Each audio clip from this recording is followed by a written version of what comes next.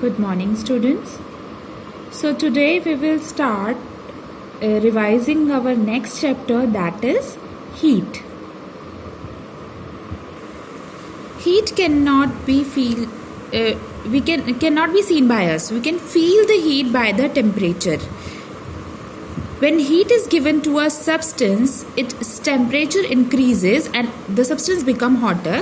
For example, when a utensil is kept on a gas burner, it gets heated, its temperature increases and it becomes hot. Hot and cold. Take three bowls, cold water in bowl A, hot water in bowl B and lukewarm water in bowl C. When we dip our right hands in cold water and hot water at the same time and keep the hands in this way for about 3 to 4 minutes. Now take out the hands from the bowls and both the hands quickly put in the lukewarm water in bowl C. You will find that the water in third bowl C does not feel equally warm, okay, like in the which was earlier in the bowl A and B. Okay, we will find that the water in third bowl C is not equally like the right hand which was earlier in a cold water and left which was earlier to be in hot water. The lukewarm water appears to be cold. So that's however it is impossible to feel both the temperature at the same time. So this informing us, in this case, a hot object has a high temperature whereas a cold temperature has a low temperature. The temperature of an object is the degree of hotness or coldness of an object. Now after this, we have discussed the laboratory thermometer, a device which is used to measure the temperature of an object.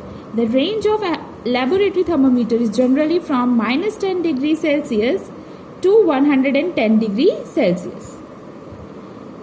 A laboratory thermometer cannot be used to measure the human body temperature. Okay, for this we use clinical thermometer for measuring our body temperature. A clinical thermometer has a very short range of temperature from 35 degrees Celsius to 42 degrees Celsius.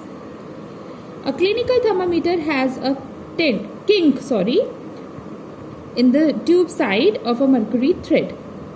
A clinical thermometer has usually two temperature scales marked on its thermometer: Celsius scale of temperature and Fahrenheit scale of temperature. The normal temperature of human body is 37 degrees Celsius. Passing of heat from one end of an object to its another end or from one object to another object is called transfer of heat. Heat flow from a hot object to a cold object, from an higher object to another object at lower temperature. Okay. So we can say that heat can be transferred from hot object to cold object in three different ways. One is conduction, second is convection, and three is by radiation. Okay, conduction, convection and radiation.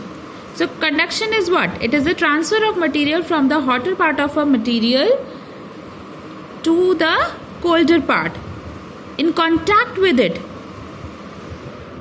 or from hot material to a cold material in contact with it without the movement of material as a whole.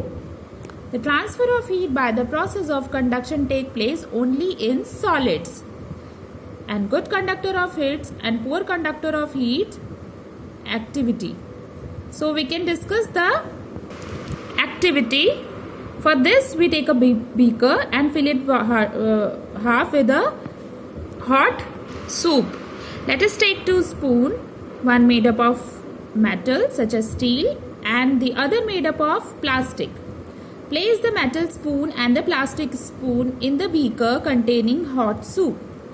After about 2 minutes, we touch the top ends of the metal spoon. It feels quite hot. When we touch the top end of plastic spoon, does not feel hot. This is because heat from the hot soup flows easily to the metal spoon and reaches its other end, but the heat does not flow easily through the plastic spoon, due to which its other end remains almost cold.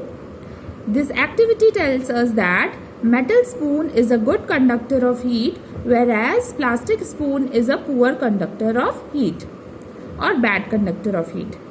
We said that plastic is an insulator, whereas steel spoon is a conductor. Now convection.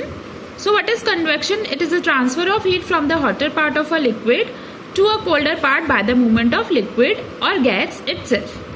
We can say that a part of convection currents of hot and cold water taking place during the heating of water by dropping a crystal of colored substance called potassium permanganate into the water to color it.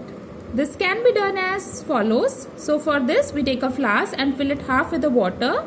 A small crystal of potassium permanganate is dropped carefully at the bottom of the flask containing the water. This potassium permanganate crystal dissolves slowly and form a purple color solution around itself. Heat the water at the bottom of the flask, but keeping a burner below it, and observe the movement of hot water which has been colored purple by dissolving of potassium permanganate. We will see that the purple color rise from the bottom of the flask to the surface of the water and then sink downwards toward the walls of the flask. This purple color seen in the water, which is being heated from below, shows the convection currents taking place in the water of flask, which transfer heat from the bottom to the top. Now convection in air. For this, fix a lighted candle on a table and keep one hand at the safe distance from above the candle and the other hand at the side of the flame. We will find that the hand kept above the candle flame we feel quite hot, and the hand kept at the side of the flame does not feel so hot. This can be explained as follows. The air just above the candle flame gets heated first, this hot air being lighter and rises upward, carrying the heat along with it.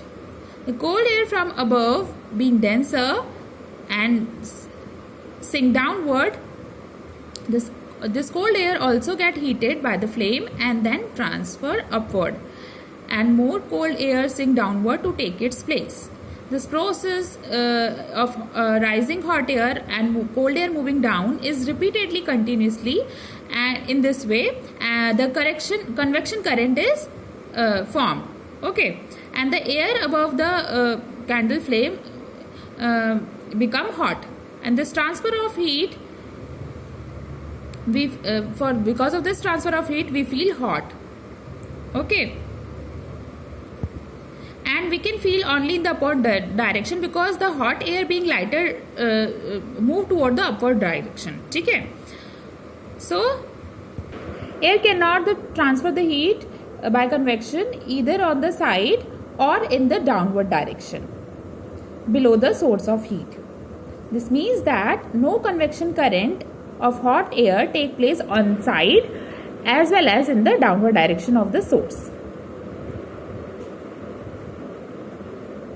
Now blowing of sea breeze or land breeze is also an example of convection. The breeze so blowing of sea breeze and land breeze, the breeze blowing from sea towards the land is called sea breeze, and the breeze flowing from land toward the sea is called land breeze. Land breeze occurs during the night. After that we will discuss the third, that is radiation. The invisible heat rays in all direction is called radiation. It is a transfer of heat energy from a hot body to a cold body by means of heat rays without any material medium. Okay, for this we will discuss this. We take a black paint tin can and a white tin can of the same size and place them on a two wooden block separately. Okay, and pour equal amount of water in both the tin can in black and white and fix thermometer with the help of a cock. The initial temperature of the water in both the tin can are noted. The initial temperature will be exactly equal. We place both the tin can in bright sunshine and keep it there for 1 hour. The sun rays will fall equally on both the tin can, but after 1 hour when we note down the temperature of both the can again, we will find that the water in black tin can is at a higher temperature than white tin can. Since the temperature of water in black tin can is higher, it shows that the black colored tin absorbs more heat of the sun, and the lower temperature of water in white tin can shows that the white colored tin can absorb less heat from the sun. From this activity, we conclude that a black object absorbs more heat radiation than a white object. Since a black object is a good absorber of heat radiation, it also means that a black object is a bad reflector of heat radiation. On the other hand, since white or silvery object is poor absorber of heat radiation, it means that the white or silvery object is a good reflector of heat.